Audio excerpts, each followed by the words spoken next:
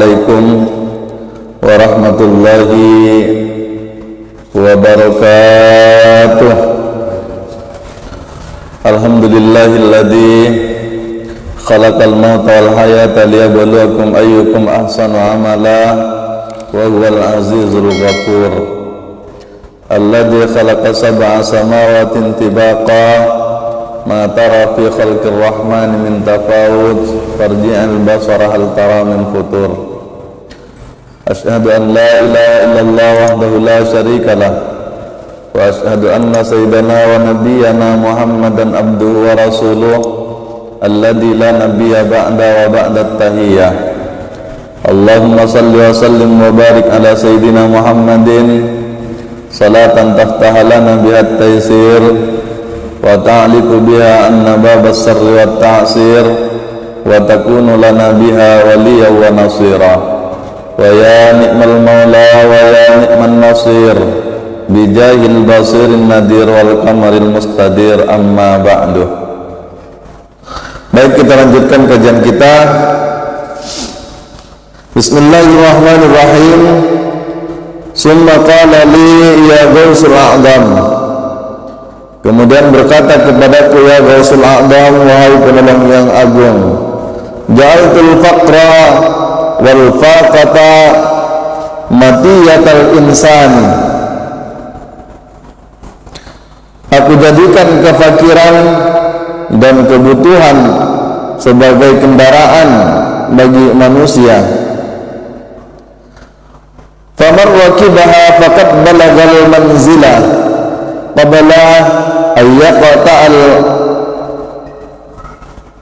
mafawiza wal bawadi.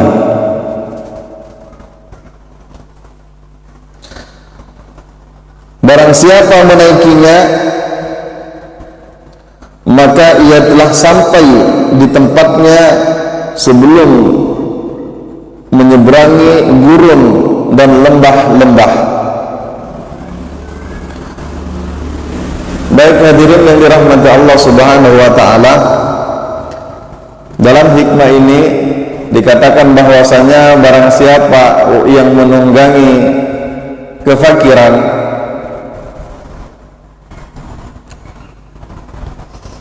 karena kefakiran itu oleh Allah Subhanahu wa taala sengaja dijadikan tunggangan bagi manusia.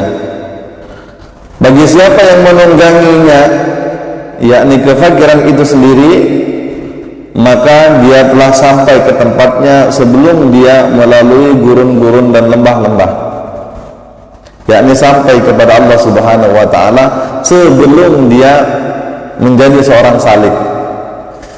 Baik hadirin dan hadirat yang dirahmati Allah Subhanahu wa taala, pertama yang harus kita pahami di sini yaitu adalah kefakiran. Kalau kita lihat daripada sudut pandang syariat, maka sebagaimana sabda baginda Rasulullah sallallahu alaihi wasallam, kadal fakru ayyakunal kufru, kefakiran itu mendekati kekufuran. Maka itu umat baginda Rasulullah sallallahu alaihi wasallam secara syariatnya sesungguhnya tidak dikehendaki mereka hidup dalam kemiskinan atau di dalam kefakiran secara materi, ya, karena kefakiran itu mendekati kepada kekufuran. Karena itu di luar sana banyak orang yang tidak melaksanakan salat, hanya diperbudak dunia, sehingga mereka gampang meninggalkan perintah Allah Subhanahu wa taala karena beralasan bahwasanya teriknya matahari dan capeknya rasa badan, karena mereka hidup di dalam kefakiran secara materi. Kemudian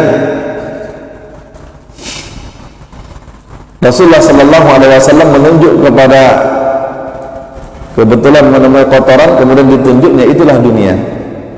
Jadi perumpamaan dunia itu hanyalah seperti kotoran. Akan tetapi di sisi yang lain Rasulullah mengatakan bahwasanya kadal fakru ayakunal kufru. Lalu di mana Garis tengahnya hadirin, bahwasanya kalau kita bergantung kepada dunia, artinya orang itu dikatakan hubud dunia atau tidak, itu tergantung kepada bersandar atau tidaknya kepada dunia, bukan kepada kaya dan miskinnya seseorang.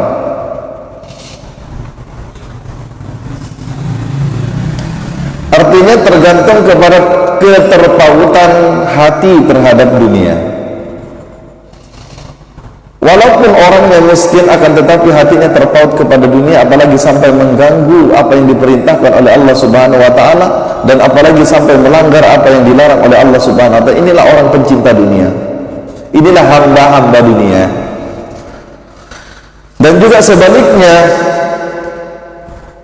dengan semangat kita kemudian Allah kurniakan harta yang banyak, tapi hatinya tidak bergantung, tidak bersandar kepada dunia. Inilah orang yang hatinya tidak bergantung kepada dunia. Karena fakta sejarah juga membuktikan bahwasanya orang-orang yang dekat kepada Allah Subhanahu wa taala, 99% mereka tidak ada yang miskin. Baik Nabi Adam, putra-putrinya, keturunannya, sampai kepada para nabi-nabi, semuanya itu orang yang memangku jabatan. Nabi Ibrahim adalah seorang yang kaya raya, ya, sampai berkorban 3.000 kambing, 300 onta di waktu yang sama. Kalau tidak kaya kan takkan bisa. Ya. Apalagi Nabi Sulaiman yang terkenal dengan kekayaannya, dia merajai kerajaan jin dan kerajaan manusia, merajai kerajaan bumi, dan bahkan merajai kerajaan alam gaib, kaya raya. Nabi Nuh juga demikian, orang yang kaya raya. Nabi Ayub juga demikian, walaupun di tengah perjalanannya sempat dihabiskan oleh Allah, akan tetapi setelah dia menempuh kesabarannya, maka dia didatangkan lagi harta-harta itu, didatangkan lagi kerajaan itu. Semua para nabi itu adalah orang-orang yang bergelimangan harta, akan tetapi mereka tidaklah bergantung hatinya kepada dunia. Hada min fadli rabbi. Ini terkenal orang yang paling kaya, Nabi Sulaiman. Ketika ditanya oleh sahabatnya, hada min fadli rabbi, artinya beliau tidak bergantung. Ini adalah karunia Tuhanku, katanya. Maka itu harus kaya, sesungguhnya orang Islam itu harus kaya.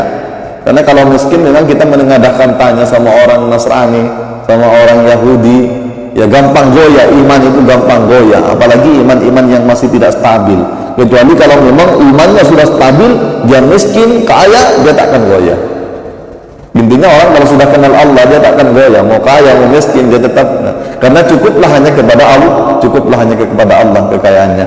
Maka itu kekayaan itu oleh Rasulullah Sallallahu Alaihi Wasallam dikatakan bahwasanya laisal ginaan kasratul aradi walakinnal gina nafsi.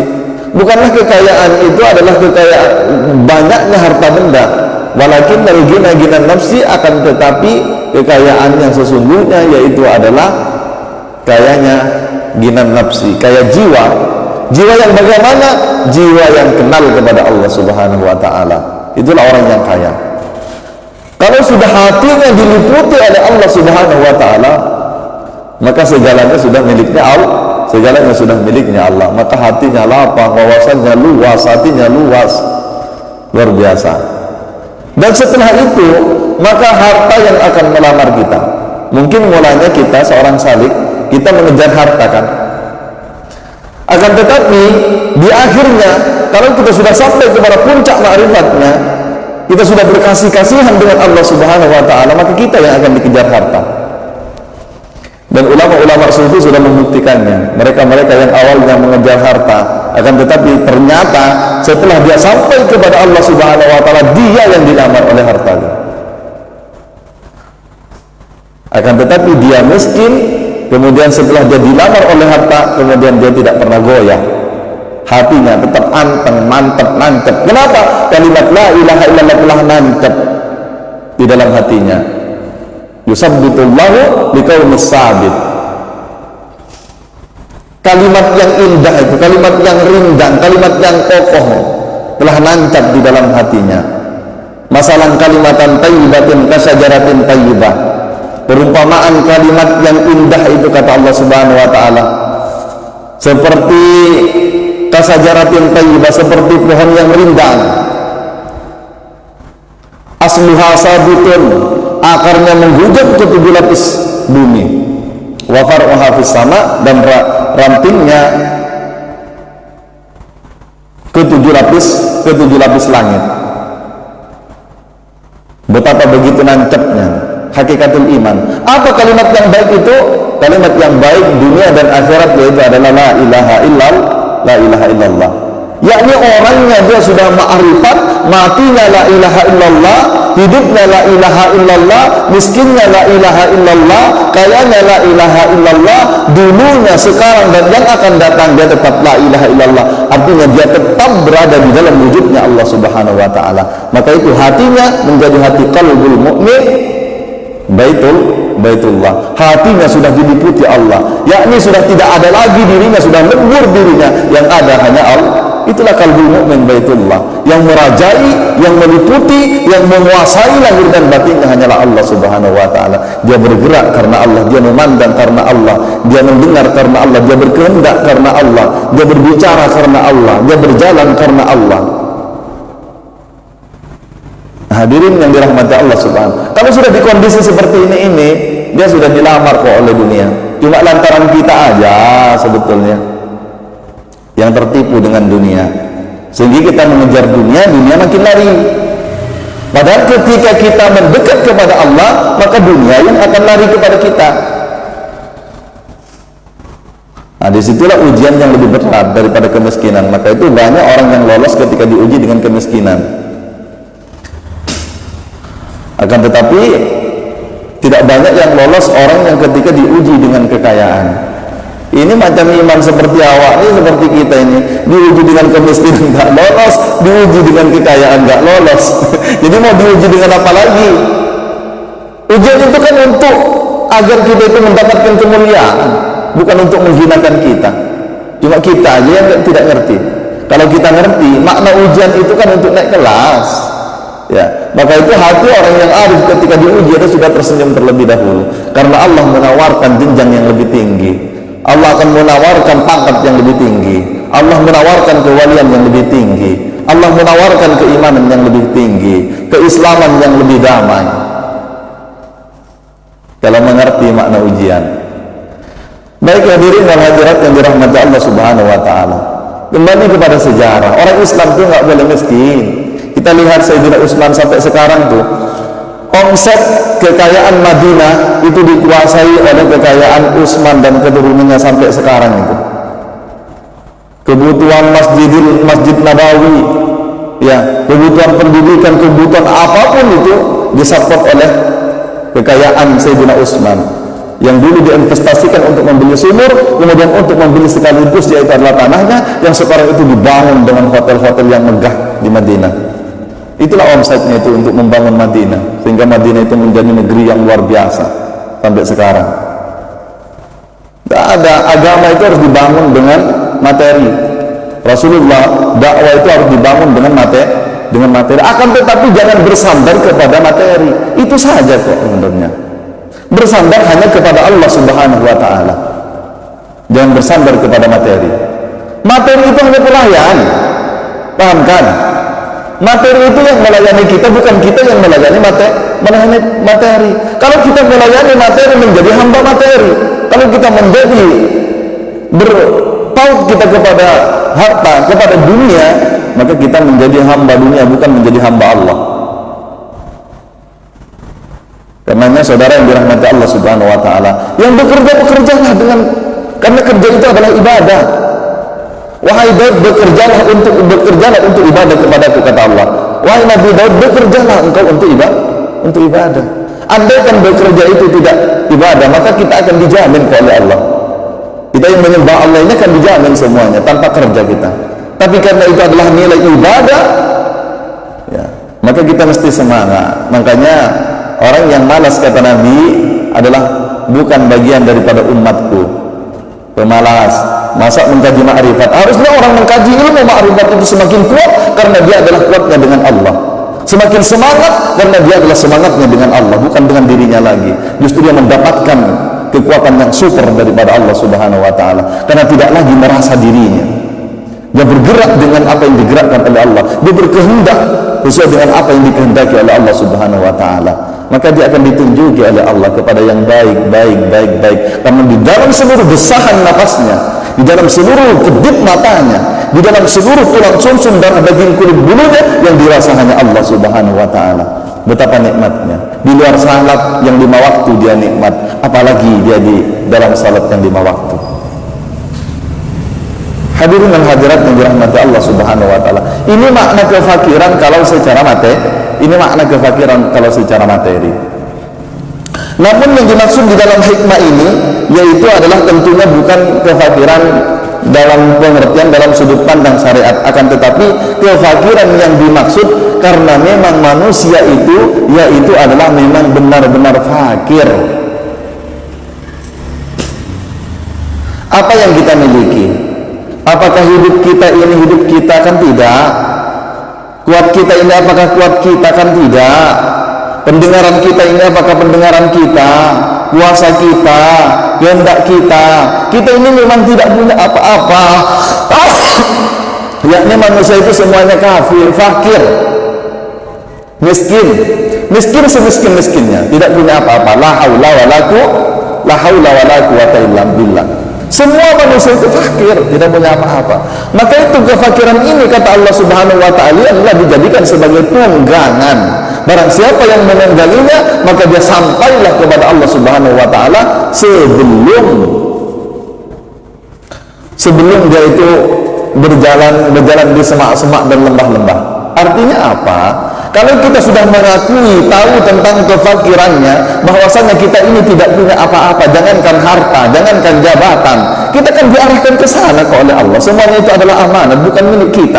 Orang hidup dan mati kita saja bukan milik kita. Zahir dan batin kita ini bukanlah milik kita. Apa yang kita miliki?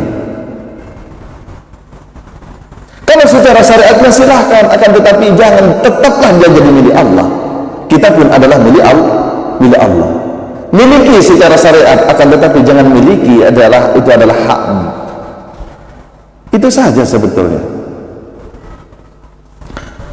Nah, hadirin wal hadirat yang dirahmati Allah Subhanahu wa taala. Maka kita akan menemui bahwasanya diri kita ini adalah miskin. Kalau sudah diri kita ini adalah fakir dan miskin, maka sampailah dia sebelum berjalan. Apa maksudnya? Kalau sudah mengakui kita memang betul-betul la haula wala quwata illa billah, maka kita akan sampai. Itu secara makrifat. Tapi kalau secara syariatnya saja, kalau kita sudah mengakui kita ini miskin ilmu, kita ini miskin kekuatan, kita ini miskin kehidupan, kita ini miskin harta, kita ini miskin amal, kita ini miskin apapun status kita, yaitu adalah la haula wala quwata illa billahil aliyil azim. Maka Allah yang akan menyempurnakan. Kalau kita sudah miskin ilmu, maka ilmunya sudah menjadi ilmunya Allah Subhanahu wa taala, karena memang itu adalah ilmunya Allah.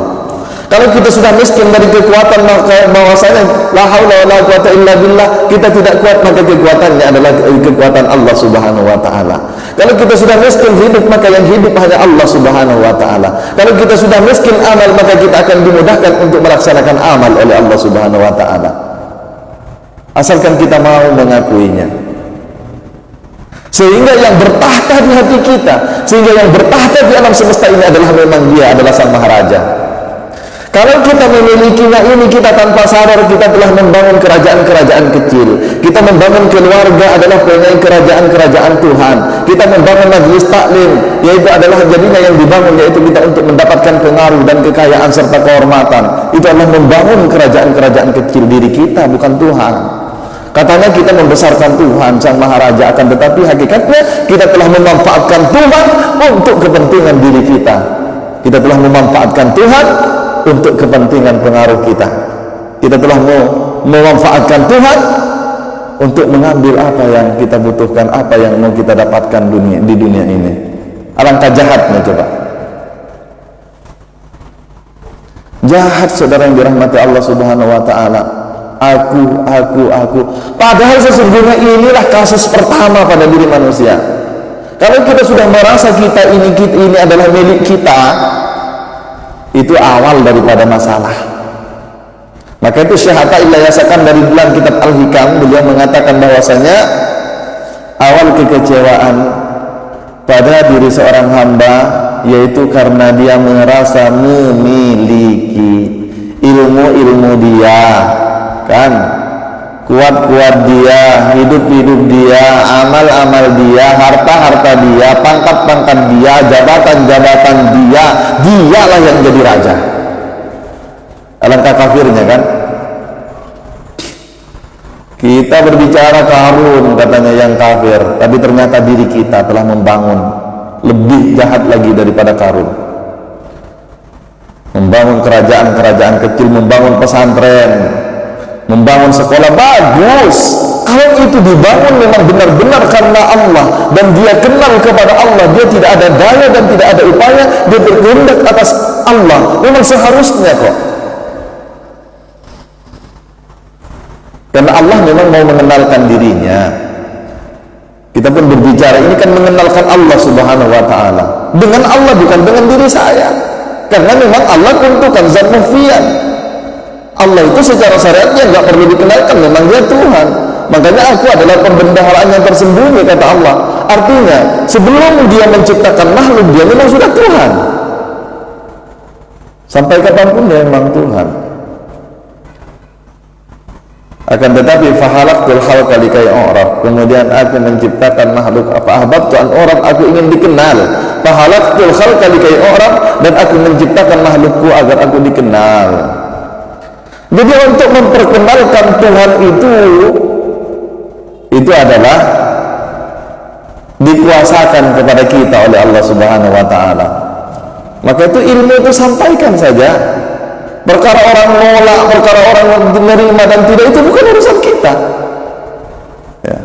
Tujuan kita hanya kepada Allah Subhanahu wa ta'ala. Hidup dan mati kita hanya kepada Allah Subhanahu wa ta'ala. Artinya kita berada di dalam zatnya Allah Subhanahu wa ta'ala. Biarlah Allah yang menggerakkan kita. Los saja. Perkara orang menilai untuk mencari popularitas, untuk mencari keterkenalan, ya itu memang iya, betul perkataan orang itu, ya, kalau kita memang karena itu.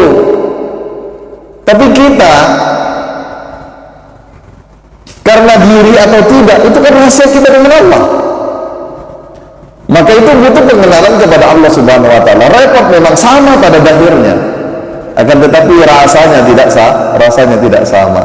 Maka itulah beragam orang menilai. Ya silakan, namanya juga orang menilai, kan. Kita juga terima kasih, kita diberikan kita dinilai aja sudah masuk, berarti kan masuk kategori dianggap orang bernilai, berarti kan.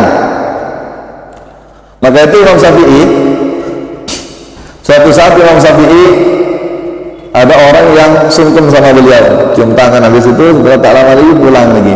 Ternyata setelah di jauh sana dia mengadu domba, ternyata membicarakan, memfitnah Imam Syafi'i. Kemudian dia bilang sama Imam Syafi'i, wahai Syekh, orang yang tadi datang cium tangan di sini itu, dia telah memfitnah sampean di luar sana. Ketawa Imam Syafi'i itu, hahaha, berarti saya orang hebat. ini kalau orang alim itu cara menyikapi masalah itu seperti itu, bukan masalah sama dia, justru malah cara menepusnya itu berarti saya orang hebat. Ya kenapa sih kok bilang seperti itu? Ya karena dia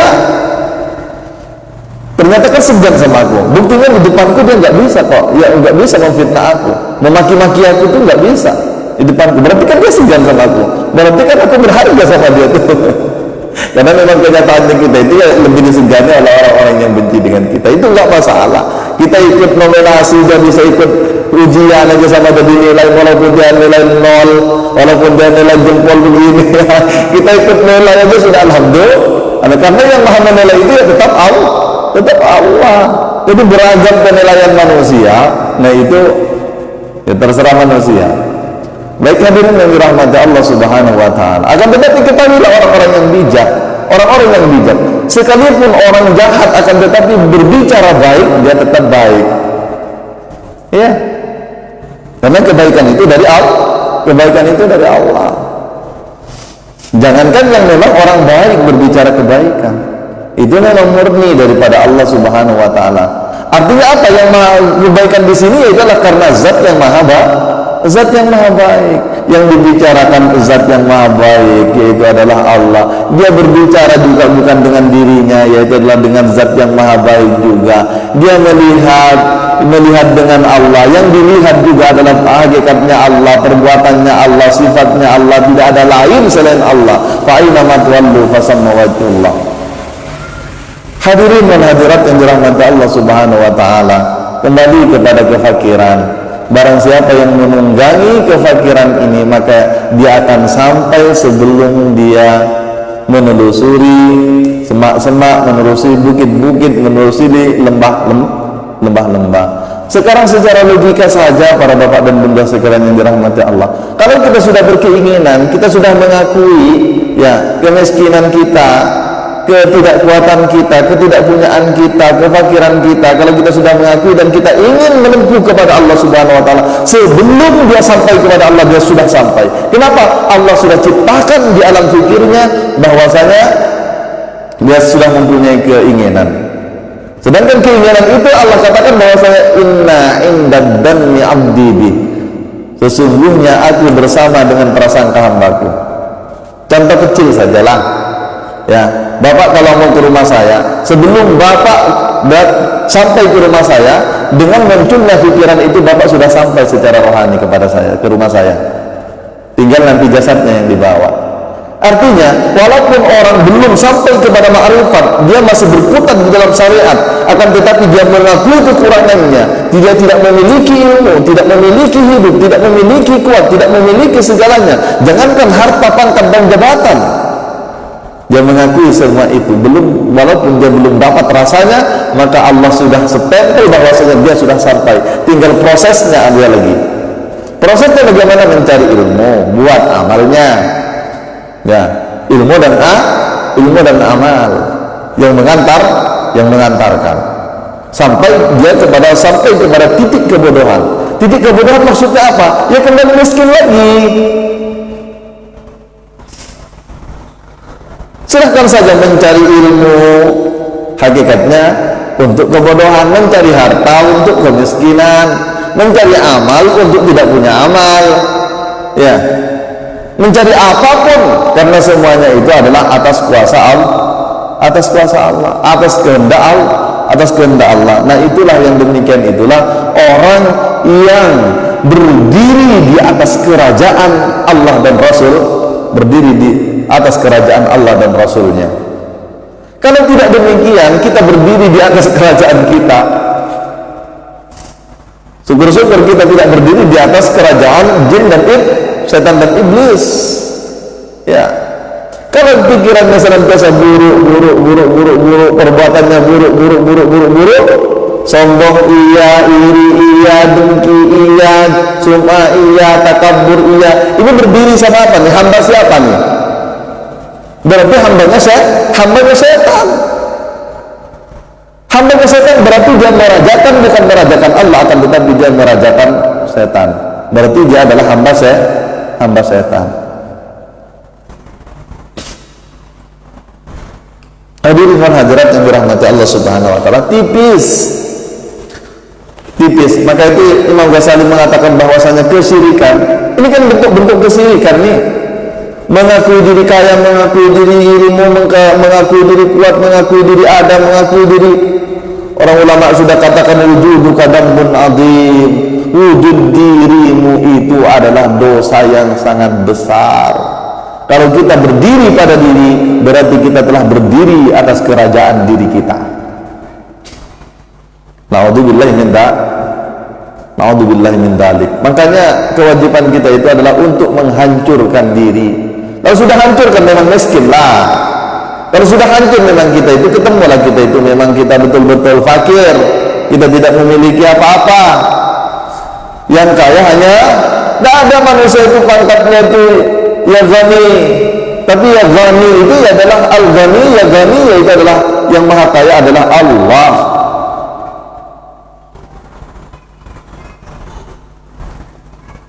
Yang maha kaya itu adalah Allah Subhanahu wa ta'ala. Karena hakikatnya di alam semesta ini adalah milik dia. Kerajaan dunia, kerajaan akhirat, bukan makhluk bukan manusia. Adapun mereka yang menjadi raja, kita ini kan raja juga nih, ya, merajai tubuh.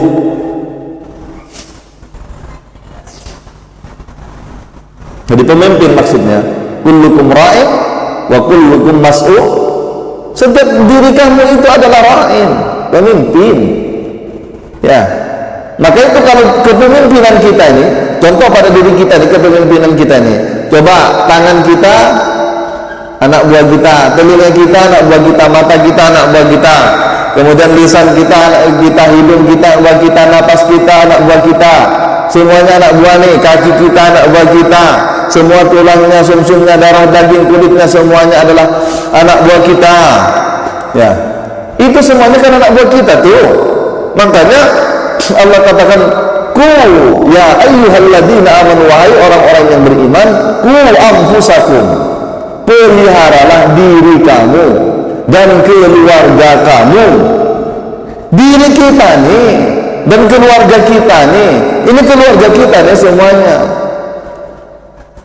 Kemudian yang lain baru merambat kepada istri kita, kepada anak kita. Nah, kita ini dan keluarga kita ini, kalau keluarga kita ini tak terpimpin pada diri kita ini, ku anfusakum wa ahlikum nara, daripada siksa api neraka. Jelas kok neraka dan surga di dunia itu jelas. Ketika kita mendengar itu ada enak nggak? Terbakar hati kita itu. Ya. Ketika kita merasa sombong, ujub, terbakar hati itu, mana ada orang tenang, ada orang tersiksa. Kemudian ketika kita tidak menerima di atas takdirnya Allah, resah hati kan, terbakar hati kita. Belum ke akhirat kita sudah terbakar kok, sudah berada di neraka kok. Apalagi ketika kita tidak menyembah kepada Allah Subhanahu wa Ta'ala, tidak manut atas sang raja, diperintah yang nggak manut.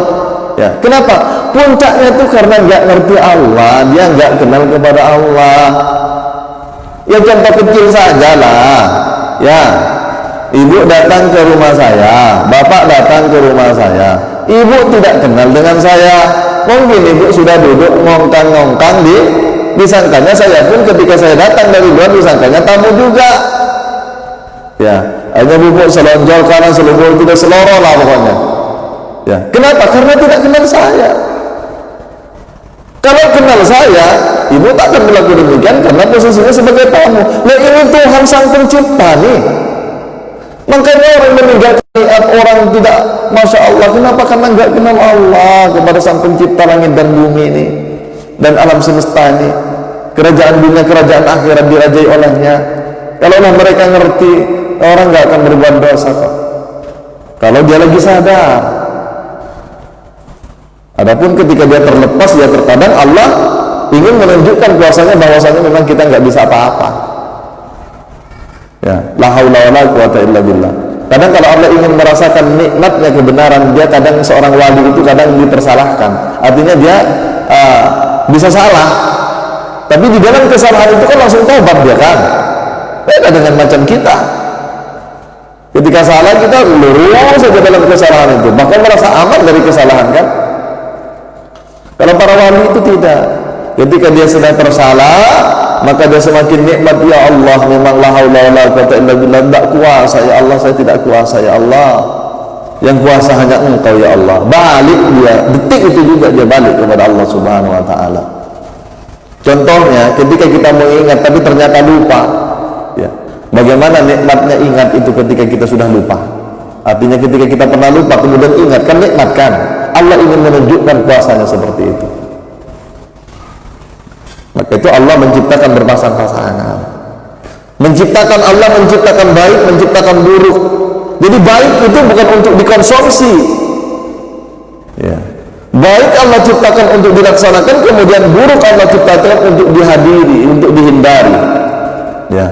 Baik untuk kemuliaan, menghindari keburukan itu juga untuk kemuliaan.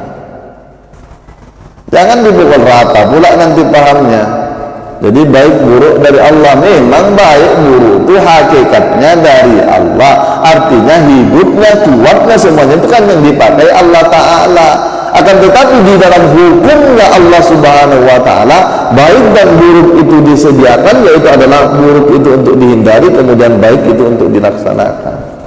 Semuanya menghindari dan melaksanakan kebaikan itu adalah semuanya adalah untuk kemuliaan manusia. Allah tidak mengambil untung daripada amalan manusia. Semua untuk manusia. Kita diuji itu kan untuk diri kita kan, bukan untuk Allah. Allah tetap mulia kok. Kita nggak beramal pun Allah nggak pensiun. Allah tetap Tuhan. Dulunya, sekarang, dan yang akan datang sampai kapanpun Dia adalah baka selama-lamanya. Nggak patean. Maka kita yang butuh kepada Allah Subhanahu wa Ta'ala. Allah nggak butuh kepada kita.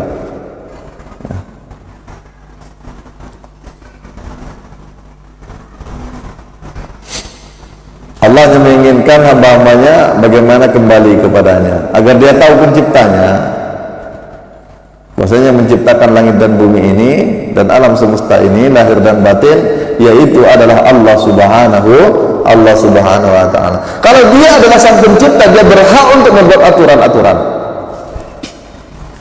membuat salat, membuat apa, kan haknya Dia lah.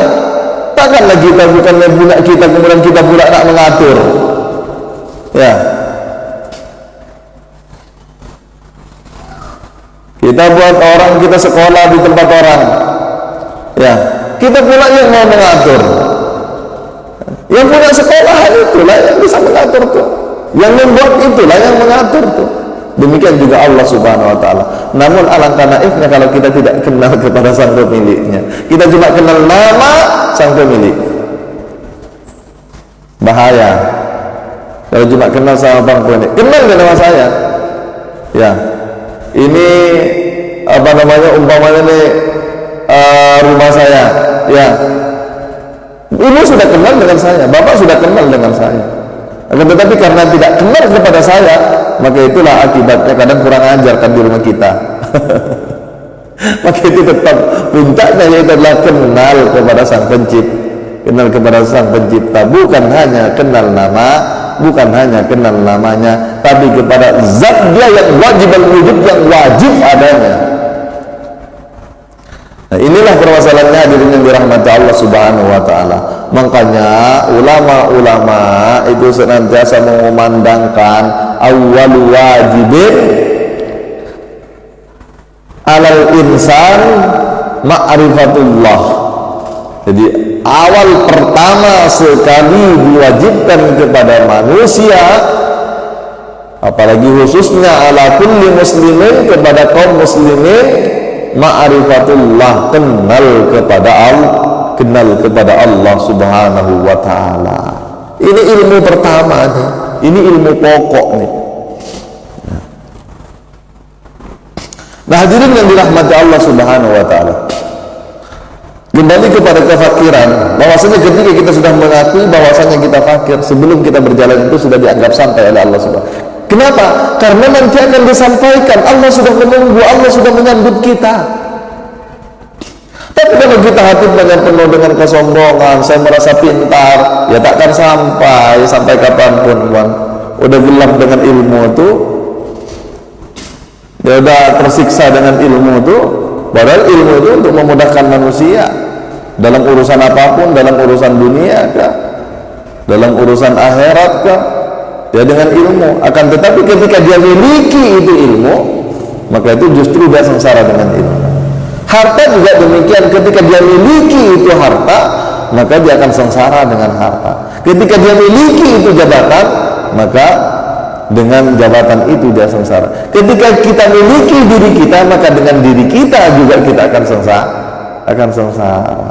Makanya anfusakum wa ahlikum nara itu, jagalah dirimu, ya, daripada api neraka, dan keluargamu daripada api neraka. Bagaimana kita akan terjaga? Diri kita, lahir dan batin kita yang dirajakan hanya Allah Subhanahu wa Ta'ala. Demikian juga keluarga yang di luar kita. Kita kenalkan dia kepada Allah Subhanahu wa Ta'ala. Masa kita mengajak orang kenal kepada Allah, masa kalah kita dengan iklan sampo, iklan sabun, Lah, ini yang memang Allah itu untuk mengenalkan diri. Nggak masa salah kita mau mengenalkan kepada Allah. Kita berdakwah itu, kiai berdakwah, ustadz berdakwah itu intinya untuk mengenalkan kepada Allah kok. Cuma ada yang ahli hukumnya akhirnya mengenalkan kepada hukumnya Allah, hukum fikih. Nah, benar juga dia. Cuma masih dalam hukum, dikenalkan kepada hukumnya, belum sampai kepada yang punya hukum. Kita ini mengenalkan kepada yang punya hukum. Sehingga kalau kita sudah kenal kepada yang punya hukum, maka kita berkasih di dalamnya kepada zat yang punya hukum itu, maka justru kita dengan hukumnya kita akan mudah mempelajarinya. Dan ada kesalahan sedikit kita dimaafkan kok. Kalau Allah sudah cinta, kita cinta kepada Allah, kesalahan sedikit itu tidak akan dimaafkan oleh Allah Subhanahu wa taala. Maka itu yang paling penting itu mengenal Allah dan cinta kepada Allah Subhanahu wa taala. Kalau sudah cinta kepada Allah Subhanahu wa taala dan dicintai oleh Allah Subhanahu wa taala, tapi bagaimana mungkin kita bercinta nggak kenal kepada yang tidak dicinta itu, cinta bertepuk sebelah tangan. Nah, ngayal-ngayal aja. Ya. Karena orang yang cinta itu adalah hanya cinta kepada yang cinta kepada yang dikenal. Cinta kepada yang tidak dikenal itu namanya itu ngayal-ngayal. Ya. Bayang-bayang angan-angan. Nanti hidup dalam lamunan. Naudzubillahi min dzalik. Maka itu lepaskan dirinya. Artinya tunggangilah kefakiran itu agar kita sampai kepada Allah Subhanahu wa taala. Sebelum kita berjalan pun kita sudah disambut oleh Allah Subhanahu wa taala. Pada gilirannya nanti kita akan sampai kepada Allah Subhanahu wa taala. Maka kalau sudah sampai kepada Allah Subhanahu wa taala, segala makhluk, diri kita, hati kita, ruh kita, semuanya itu akan menjadi hijab kepada Allah Subhanahu wa taala. Semuanya itu akan ditinggalkan. Allah tak mau ada yang lain, apalagi yang mau mengadakan amal, mau mengadakan ilmu, mau mengadakan diri, mau mengadakan harta, mau mengadakan jabatan. Allah tak mau semua itu. Allah mau kita itu adalah ikhlas, menyerahkan segalanya kepada Allah Subhanahu wa taala, karena memang dialah pelakunya. Kita hidup dengan hidupnya, kita beramal dengan geraknya, dengan kudrat dan iradatnya. Ya, kita memandang dengan penglihatannya, kita berucap dengan sifat kalamnya, kita mendengar dengan sifat samaknya. Lalu dengan apa? Itu tuh sudah kaya kok. Maka itu kalau kita merasa miskin, artinya makna secara syariat merasa miskin itu orang udah jelas nggak kenal Allah kok. Kita itu sudah kayanya kaya kok. Makanya Allah katakan, "Fabi ayyi ala'i rabbikuma tukadziban." Berulang kali Allah sebutkan. Kalau Allah ulang-ulang berarti itu perkara penting, bukan perkara main-main. Sama lah seperti bapak dan ibu ngomong, diulang lagi sama anaknya, kan diulang lagi. Kenapa diulang? Karena penting. Karena penting. Ketika terjadi pengulangan, walaupun saya ini berbicara ada pengulangan, kenapa? Karena itu penting, berarti itu ditekankan betul-betul. Cuma karena kita tidak paham, seakan-akan itu biasa saja. Karena kita tidak merasakan, sehingga tidak tahu bagaimana pentingnya. Apalagi kepada Allah Subhanahu wa taala. Kalau mau jujur manusia di muka bumi ini, apapun agamanya, apapun keyakinannya, apapun pahamnya, apapun mazhabnya, dia tetap butuh kepada Allah Subhanahu wa taala. Jangankan kepada Allah, manusia itu kepada ilmunya saja semuanya manusia itu butuh. Mau mencari dunia butuh ilmu, mencari akhirat butuh ilmu, mau mencari apa saja butuh ilmu. Makanya Imam Ahmad bin Hanbal mengatakan bahwasanya butuhnya manusia kepada ilmu itu lebih butuh lagi kepada makanan jasadnya, lebih butuh lagi. Cuma manusia tidak jujur terhadap dirinya, apalagi kepada Allah. Orang kepadanya kita akan kembali kok. Kalau tak tahu tempat kembali, habislah kita. Hadirin wal hadirat yang dirahmati Allah Subhanahu wa taala, makanya akui saja kefakiran kita. Allah akan hantarkan kepadanya, Allah akan sambut kita, Allah akan rengkuh kita, Allah akan peluk kita di dalam dekapannya. dan dia tidak akan pernah putus. Orang menghamba kepada Allah tuh kalau sholat ya di makna kita ngomong itu tak ada waktunya kan, tapi orang yang dikatakan bi'abdihi itu kapan saja, di mana saja, dalam keadaan bagaimanapun dia tetap mengabdi kepada Allah. Makanya kontennya fa'budillah ka'annaka tarahu fa illam takun tarahu fa innahu yaraka. Tidak ada ruang sama sekali kita untuk tidak mengabdi di alam semesta ini kepada Allah, karena semuanya itu kan CCTV semua ya, kita pun digerakkan olehnya. Dan dari mana ruang kita untuk tidak mengabdi kepada Allah Subhanahu wa ta'ala? Berpikir kita, berkedip mata kita, merasa kita, mendengar kita, apapun semua yang kita laksanakan, yang datang dari luar maupun yang muncul dari dalam, tidak ada peluang sama sekali kita untuk menghindar dari sisi Allah Subhanahu wa ta'ala. Semuanya telah terpantau. Kalau kita sudah terpantau semuanya, kita bersama di dalam dekapan Allah, nikmat di dalam wujudnya Allah Subhanahu wa ta'ala, tenggelam kepada Allah Subhanahu wa ta'ala, itulah puncak pengabdian. Kan tidak ada waktu lagi kan kalau itu kan, di mana saja, kapan saja. Kalau tidak seperti itu para bapak dan bunda sekalian, habis sholat nanti maling lagi, habis sholat nanti bohong lagi, habis sholat nanti dengki lagi. Apa maknanya sholat itu coba? Padahal jelas-jelas secara syariat dikatakan tanha anil fahsya'i wal munkar, baik makna secara syariat maupun apalagi secara hakikat. Artinya secara hakikat ketika tanha, lepas segala sesuatu yang ada hanya, makanya kita bunyikan Allahu Akbar, lenyap segala sesuatu, lebur kita kepada Allah Subhanahu wa ta'ala. Di luar setelah itu tanha anil fahsya, mencegah daripada perbuatan keji dan munkar. Kalau mau udah kita rasa masya Allah, bagaimana mungkin orang kita nggak pernah lepas kok dari dekapan Allah. Coba kita tidak bisa keluar daripada kerajaan Allah, nggak bisa.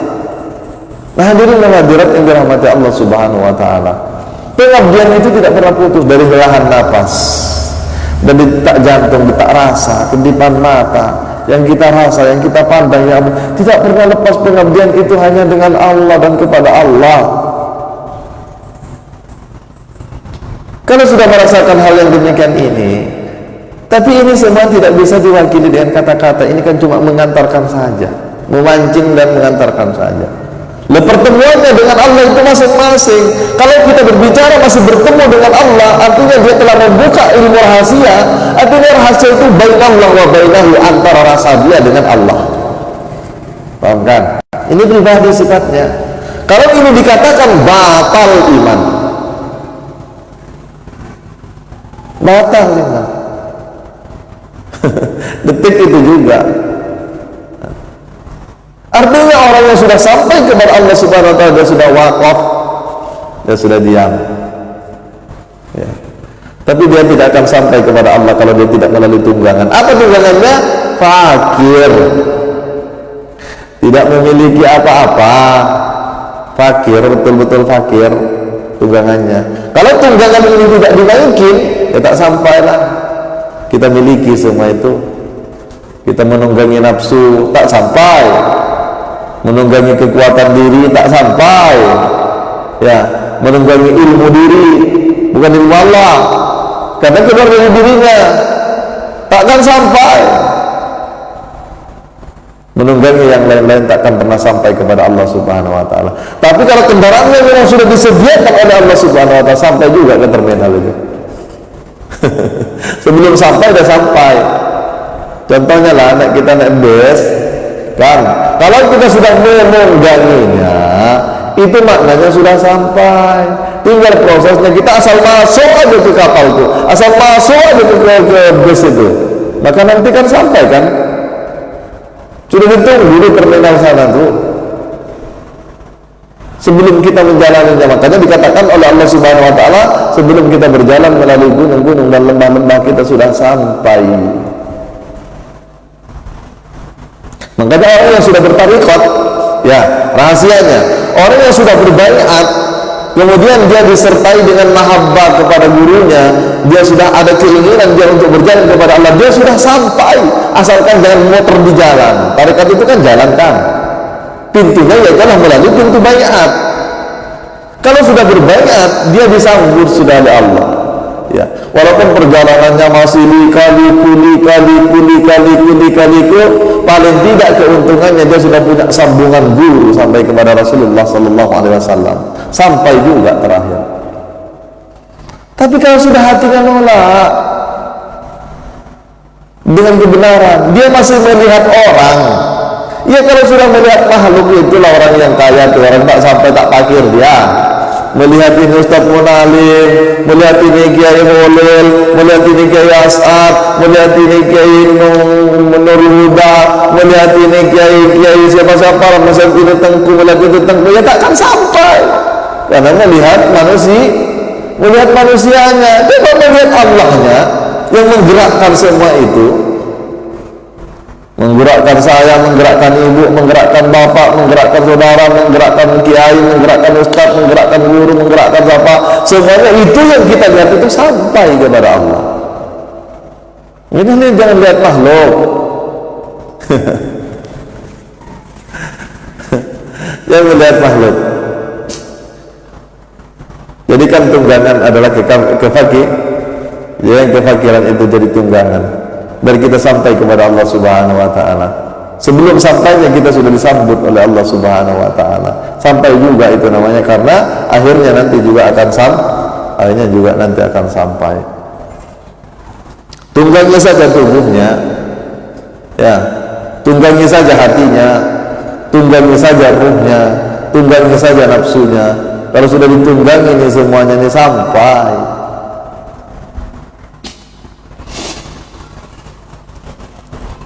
Baik hadirin wal hadirat yang dirahmati Allah Subhanahu wa Ta'ala, mungkin hanya ini malam ini yang bisa saya sampaikan, kurang lebihnya mohon maaf. Yang baik itu semata-mata datangnya daripada Allah Subhanahu wa Ta'ala, yang buruk itu tentunya keluar daripada diri saya sendiri, dan saya mohon ampun kepada Allah Subhanahu wa Ta'ala, dan mohon maaf kepada para bapak dan bunda sekalian. Mudah-mudahan para bapak dan bunda sekalian dilancarkan rezekinya, akan tetapi hati yang tidak bersangkut kepada dunia. Dia orang yang ahli dunia, orang yang semangat kerja, semangat berusaha, semangat menjadi pengusaha dan seterusnya, akan tetapi hatinya tidak bersandar ke situ.